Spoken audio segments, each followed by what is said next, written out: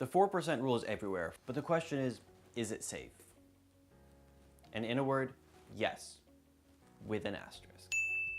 I'm excited because today I'm talking about the 4% rule, which is one of the best known but least understood topics in financial independence. To really answer the question of is the 4% rule safe or not, you have to understand where it comes from and what it's based off of. The assumptions that came from the original study and the parameters that were set on it, what the constraints were. It started in the 1990s with a financial advisor named Bill Bengen, who thought other advisors were telling their clients to take out too much money.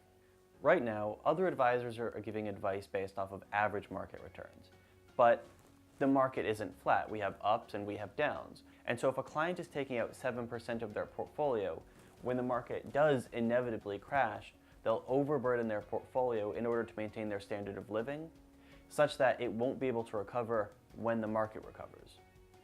Bengen wanted to know how much money a person could take out of their portfolio in retirement and have that money last for a long time. And so he devised a study. The study would cover a majority of people and use a variety of different portfolios. Most importantly, it would assume worst case conditions so that when the market did inevitably drop, people would be okay. In order to figure out the highest starting percent someone can take in their retirement, we have to set some parameters on the study. So let's assume that a full retirement lasts at least 30 years. We'll test a variety of different asset allocations, starting with 100% stocks and 0% bonds, all the way down to 0% stocks and 100% bonds. The way we'll do withdrawals is that in the first year, a person will withdraw some set percentage of their portfolio's balance. Every subsequent year, the client will take the previous year's withdrawal value adjusted for inflation. Then, at the beginning of the next year, the portfolio will be rebalanced to its beginning asset allocation.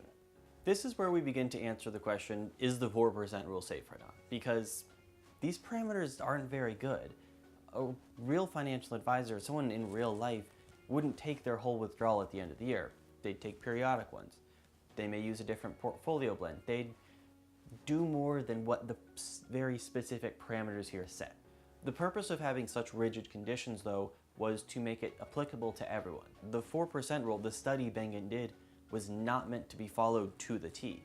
It was meant as a rule of thumb, as a guideline for financial advisors or enthusiasts planning their own retirement. So in any actual real-life application, a person would do better. So with that in mind, let's look at the process he used for his study.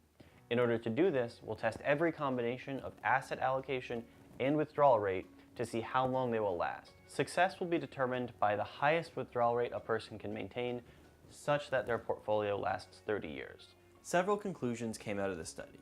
The first was that Bengen was right.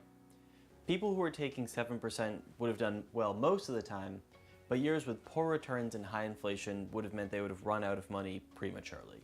In particular was 1966, the worst year someone could have retired historically, and that defined his safe max, the most amount of money someone could take from their portfolio and still have money left after 30 years.